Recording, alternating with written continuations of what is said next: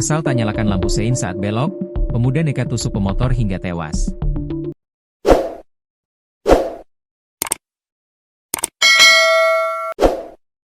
Seorang pemuda berinisial A nekat menusuk seorang pemotor bernama Hadi Sukma Jailani hingga tewas hanya karena soal lampu sein. Pelaku ini kesal terhadap korban yang tak menyalakan lampu sein saat berbelok ketika berkendara di wilayah Kecamatan Rancasari, Kota Bandung.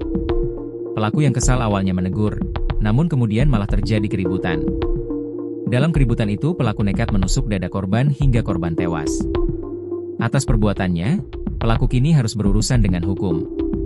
Pelaku sempat melarikan diri setelah melakukan penusukan itu, namun akhirnya berhasil ditangkap. Pelaku ini dihadirkan dalam konferensi pers di Satreskrim Polrestabes Bandung, Minggu, 23 November 2025. Kronologi kejadian. Awalnya korban menggunakan sepeda motor melintasi jalan kawasan Bundaran Pasar Kordon pada Jumat, 21 November 2025, sekitar pukul 21.30 WIB malam. Korban ini kemudian berpapasan dengan pelaku A, lalu pelaku tiba-tiba menegur. Si pelaku ini menegur korban gara-gara belok tanpa menyalakan lampu sein, kata Kasat Reskrim Polrestabes Bandung, Kompol Anton, Minggu. Korban pun kesal hingga kemudian mengejar pelaku. Setelah itu terjadilah perselisihan di depan sebuah minimarket. Perkelahian itu berujung pada tewasnya korban Hadi. Korban ditusuk dan terjatuh bersimbah darah sebelum dinyatakan meninggal, kata Anton. Lukanya hanya satu tusukan, tapi di dada menembus jantung, imbuhnya.